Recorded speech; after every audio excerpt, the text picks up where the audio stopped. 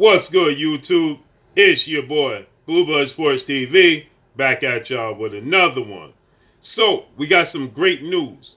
As trainer and manager of undefeated three-division world champion, former junior welterweight undisputed world champion, currently the WBO welterweight world champion, who is widely considered the number one pound-per-pound fighter in the world, Terence Bud Crawford, Brian McIntyre, Bo Mac, better known as Bo Mac.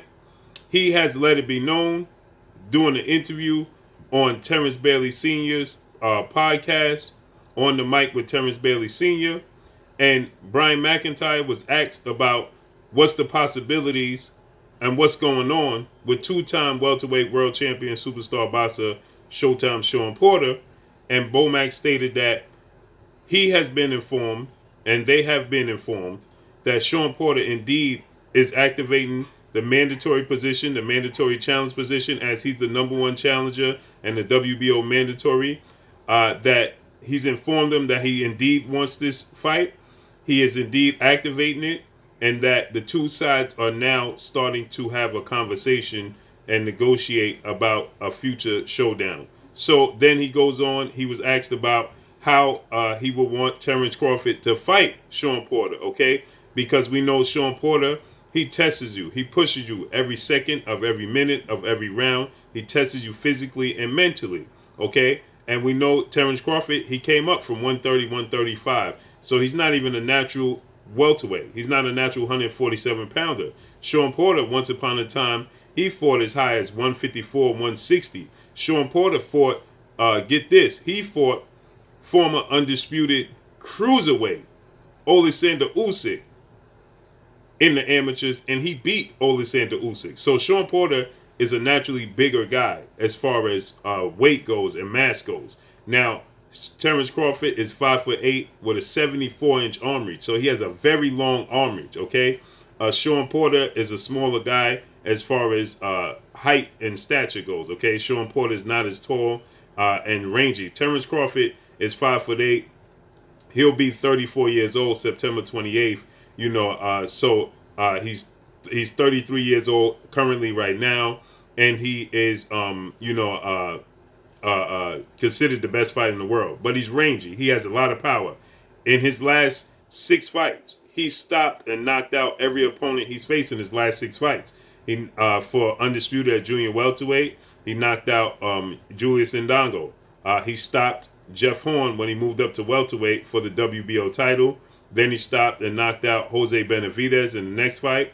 Then he stopped and knocked out Amir Khan in that fight. Then he stopped and knocked out Igis Kavalauskas. Then he stopped and knocked out Kell Brook in his last fight. So his last 6 fights, he's got knockouts, okay? Shawn Porter has a record of 31 wins, 3 losses, 1 draw, 17 wins by way of knockout. He himself is 33 years of age. He'll be 34 October 27th. So exactly a month apart. They're exactly a month apart, okay?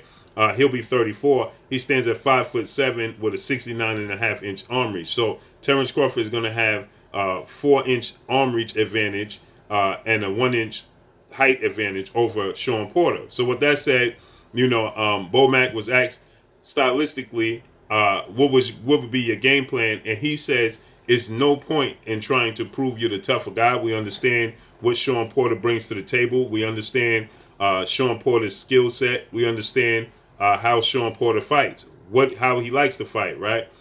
Shawn Porter has shocked a lot of people in his fight with two-time, 2-division world champion superstar boxer Danny Swift Garcia, and his fight with now currently the WBA welterweight world champion superstar boxer Yordenis Ugas. Okay, well, Yordenis Ugas is not a superstar, he's a star. Okay, and Shawn Porter boxed him from the outside. We weren't used to seeing Shawn Porter fight in that manner, but he showed us that versatility and that growth in his game. But he's, Shawn Porter, we were surprised when he fought now unified WBC IBF welterweight world champion superstar boxer Earl the True Spence Jr., who is the biggest, the rival to Terence Crawford, which is the biggest fight in the sport of boxing, if it gets made, or when it gets made, should I say. You know, when he fought Errol Spence, that being Shawn Porter, he fought him in the pocket all day long. And Errol Spence is a bigger guy than Yordenis Ugas and Danny Garcia. He's seen as the bigger, stronger guy, and he has more skill set than both of those guys. And Shawn Porter pushed him to the brink. Me personally, I thought it was the 11th round knockdown, and I thought Errol Spence clearly won the 12th round. That's 3-round swing in favor of Errol Spence. That saw him win a unanimous decision victory over Showtime Shawn Porter. So with that said, a split decision victory for Errol Spence, over Showtime Shawn Porter. So, he pushed him to the brink. So Bomac said there's no need to, prove that you're the toughest, stronger guy. He says, use your range. He said, Terence Crawford is a masterclass boxer. He says, use your range, use your boxing ability, utilize the ring, outbox him, make it an easy fight. So he says, so then Terrence Bailey, he asked him, so you would much rather see, Terence Crawford box him rather than fight him on the inside and fight a dog fight? He said, absolutely. There's no point in doing that because that's Shawn Porter's strength. We would much rather see Terence Crawford outbox him. But obviously, Terence Crawford, he gets in the ring, and however he so feels, how he feels the momentum of the fight is going, that's where Terence Crawford will go with the fight, because Terence Crawford has a high ring IQ, okay? Terence Crawford is a ability to switch from southpaw to orthodox fluidly. He transitions from defense to offense pretty great. Now, defensively, Terence Crawford gets hit a lot, okay? He'll open up because the inner dog in him, he wants to get his get back. So if you hit Terence Crawford, he wants to immediately hit you back, okay? So he'll leave himself vulnerable at times to be hit back. So with that said, Bomac is saying that they are going to want Terence Crawford to box from the outside. They're going to want him to use his boxing ability, utilize the ring, utilize his ring IQ, and keep Shawn Porter at bay. That's going to be a very, very difficult task because nobody controls the distance on Shawn Porter. Kell Brook did a lot of excessive holding in his victory. Shawn Porter's first loss, Kell Brook did a lot of excessive holding in that fight because he couldn't keep Shawn Porter at bay. Errol Spence just essentially threw his hands up in the air and said, listen, I'm just going to fight this dude, his fight, and fight him on the inside. Now, Errol Spence did state that if given, if he gives Shawn Porter the rematch, because he is also the #1 challenger for Errol Spence's WBC title. So he said that it's a possibility he may, box Shawn Porter. He says he can make it an easier fight, but he likes to fight Shawn Porter. He likes the excitement, and he likes to mix it up with Shawn Porter. So he said that he can make it a boxing match, but he would much rather mix it up with him.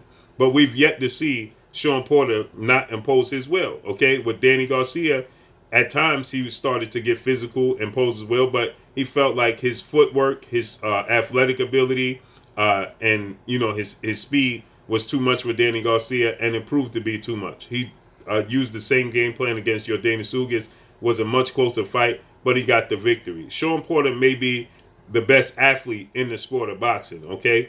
So with that said, we've yet to see anybody control the distance, control the range with Shawn Porter. Keith Thurman, he forced Keith Thurman to fight him in the pocket the entire fight, okay? Now, Keith Thurman did land some big punches, but Keith Thurman, again, Keith Thurman was getting hit with a lot of big punches himself. Why? Because Shawn Porter pushes you from every second, every minute of every round, okay? He tests you mentally and physically. He pushes you to the brink. And so he forced Keith Thurman into that fight. They fought that fight on the ropes the majority of the fight. At times, it was in the center of the ring, but the majority of the fight was fought with Keith Thurman's back against the ropes. So we've yet to see, and he was pivoting in the pocket in the phone booth with Errol Spence Jr. He showed that he had better footwork at times than Errol Spence Jr. in the pocket, okay? And so we've never seen Adrian Broner, couldn't keep him off him. Paulie Malignaggi, Andre Berto, Devin Alexander. They just couldn't keep Shawn Porter off of him, right? They couldn't keep him at bay. And now he showed us the versatility to be able to box from the outside. So that's going to be a tough task for Terence Crawford because, again, Terence Crawford, he likes to mix it up. So Terence Crawford will have to 1,000% stick to the game plan, which is going to be very difficult because once you get licks on Terence Crawford, he wants to mix it up. You saw the fight with Igas Kavalauskas with Terence Crawford. They mixed it up, okay? Andre Ward was commentating the fight, and Andre Ward was saying, I don't like how Terence Crawford is getting hit. He's taking a lot of punishment for no reason, okay? That's because Terence Crawford, now we saw Terence Crawford use the ability to box from the outside like he did Victor Poe style, like he did against Jose Benavidez until he got the knockout victory. So we know that does exist with Terence Bud Crawford. But it's just the mindset of Terence Crawford that wants to, compete on the inside. That inner dog, he just can't help it. He just can't keep him leashed. So he just has to let him out. And so with that said, this is, I believe, going to be an action-packed fight. I believe that Terence Crawford is not going to stick to the game plan, is not going to stay disciplined and fight him and outbox him and fight him from a range. I believe Terence Crawford is going to go for it. I think Terence Crawford is going to have a chip on his shoulder.